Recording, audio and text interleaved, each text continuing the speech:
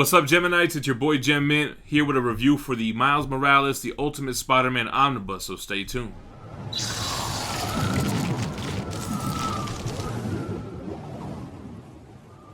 Alright guys, so I finished the entire Ultimate Spider-Man comics run through Omnibus, oversized hardcovers, and the Death of Ultimate Spider-Man.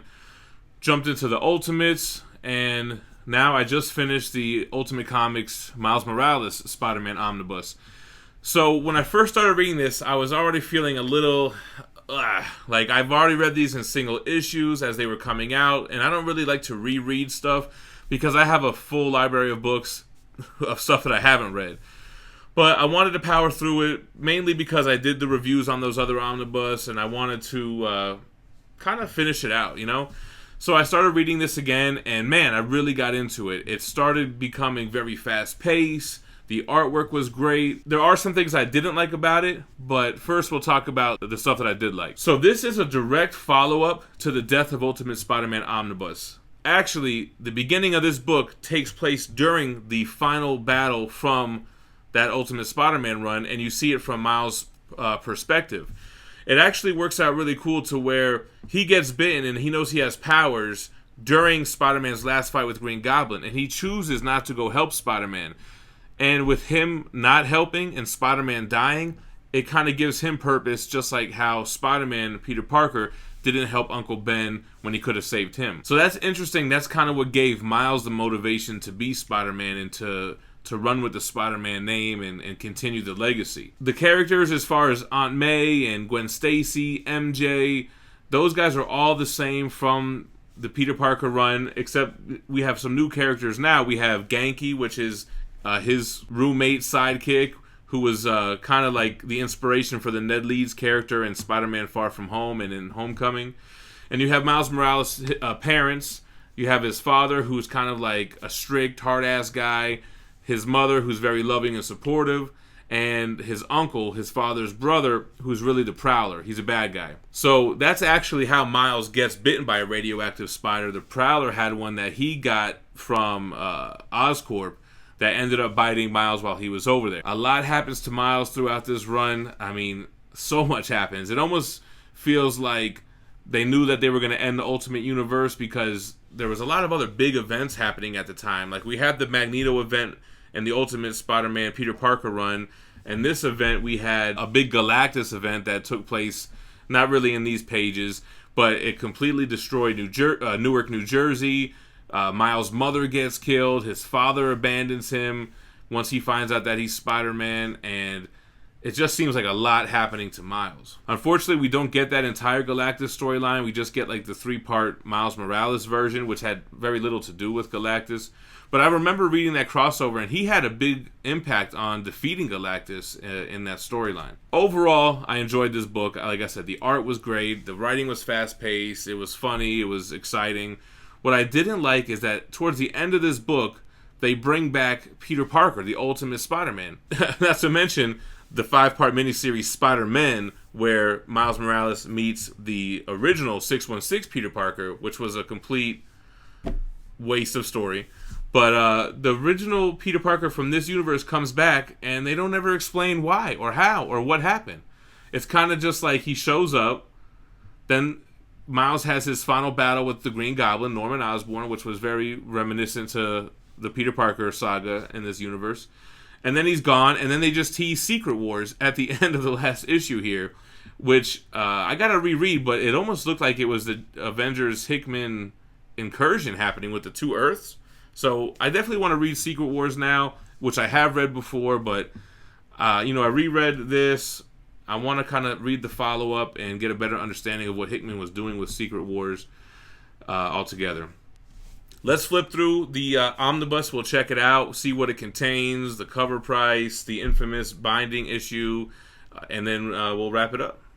All right, guys, here's the front of the dust jacket here. I didn't really realize Bendis wrote most of this, but it's written really well. Here goes the spine. And here's the back. So this had a $125 cover price when it came out. Most of us got them for about 50% off through in-stock trades. It collects Ultimate Comics Spider-Man 1 through 28 plus 16.1, then the miniseries Spider-Man 1 through 5. Then it has that 3-part miniseries, like I was mentioning with Galactus, which is called Cataclysm, Ultimate Spider-Man 1 through 3. Then they kind of renumbered his Ultimate Comics run when it got to issue 200. And then they gave him a new ongoing called Miles Morales Ultimate Spider-Man 1 through 12. Because first it was Ultimate Comics Spider-Man, the same title that Bendis created with Peter Parker. As always, the inside of the dust jacket talks about the creators. It gives you a little bit about the book. The wraparound cover, very dope artwork with Green Goblin, which in this universe is more of like a Hulk / Abomination / Fire guy. I don't know if I'm really a big fan of this Green Goblin, but he's pretty menacing. The universal issue with this omnibus is that none of these sewn pages are glued to the ribbon here. You can see the ribbon where it has the grooves. And when you open it up, they're still sewn together, so the pages are still straight. It's just that it should have been glued to this ribbon right here. See how this should go up with it? So you can glue it. We have the glue. I think what we need to do is just use a lot more of it and let it sit for a lot longer. But I mean, with that being said, I was still able to read it perfectly the way it is, so it's not like it's a deal breaker or anything. Alright, so after Ultimate Comics Spider-Man and Ultimate Fallout, they redo it, Ultimate Comics Spider-Man #1, which with Spider-Man. We get introduced to Miles and his family and his friend. So this is, I guess it's Genki, or I don't know if it's Gank or Genki, but definitely the inspiration for the Ned Leeds character in the MCU. And I don't know why they didn't just use his name. Then we would have known for sure how to pronounce it. But, you know, he's really young at first. He's really small. And he wears a Spider-Man Halloween costume to try to do some good.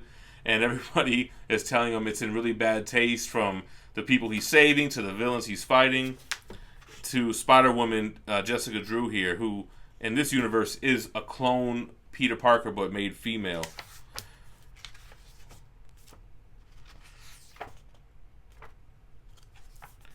So, you know what?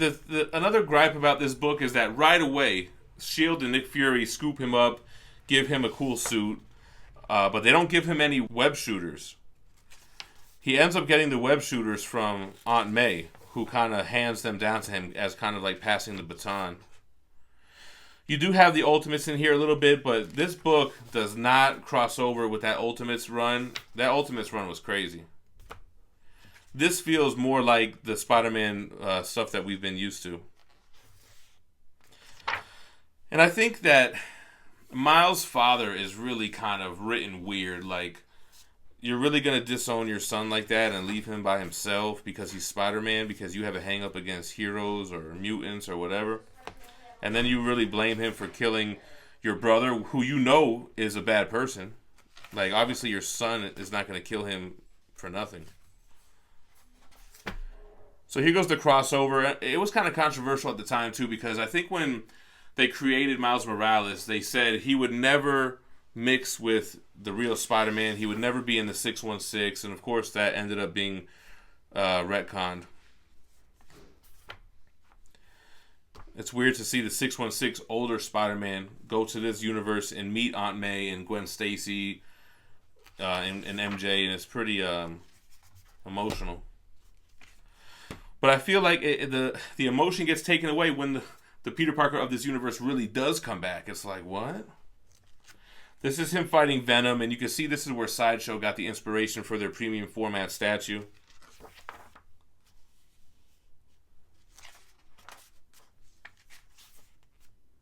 Venom, I really didn't love Venom in this Ultimate Universe. And it's not even Eddie Brock, it's like the lab assistant guy or whatever. You get Cloak and Dagger. They do them justice. I think they do a good Cloak and Dagger here. And then this Bombshell, who's a villain with her mother from the earlier issues of the Peter Parker run, ends up joining the team as a good guy. It's cool to see Miles interact with Peter's circle. And they all kind of embrace him. You know, they all kind of, they embrace him. Here's the Cataclysm stuff. But the Cataclysm stuff with the Spider-Man tie-in doesn't really show anything from the main story. Here's when Peter Parker comes back. No explanation. I don't know if this is explained in another run that I'm not familiar with or something. Or another mini-series, but he comes back and he's kind of got a little chip on his shoulder, but he doesn't want to go back to being Spider-Man. It's just weird, man.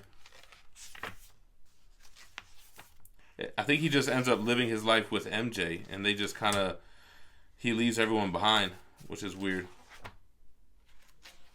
The Doctor Doom stuff was kind of weird at the end too, and Hydra with Kate Bishop, her family was part of Hydra. And I thought they made a mistake when they said Jessica Drew Black Widow, because the Ultimates have a Black Widow, and she's Spider-Woman, but I guess whatever happened with Black Widow, and she went bad, right, in the Ultimates run. So I guess she picked up the title, or the mantle, or whatever.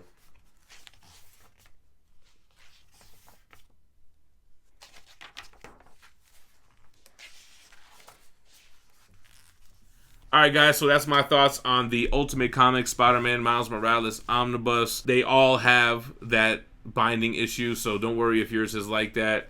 We can try to glue that and make a video on it, but we were unsuccessful in trying to do that with our Marvel Zombies Omnibus. Let me know what you think about this book in the comments below. Marvel has solicited another Miles Morales Omnibus, which is his run in the Marvel 616 universe, because like I mentioned, Secret Wars being at the end of this, Secret Wars gets rid of the Ultimate Universe and we only have the 616, and Miles is one of the very few characters that made the transition over. So that's what is being solicited for, I don't know if it's early next year or whatever. Drop that like on the way out. Make sure to subscribe to the channel for daily content, and we are growing like crazy, man. A lot of different videos catching a lot of attention. So join the Gem Army. Make sure to hit us up on Facebook. We have a Facebook group called Geminites where we're about 2,200 members strong, and it's just an extension of the show with a community sharing, and it's a really cool place. Stay minty fresh. Peace.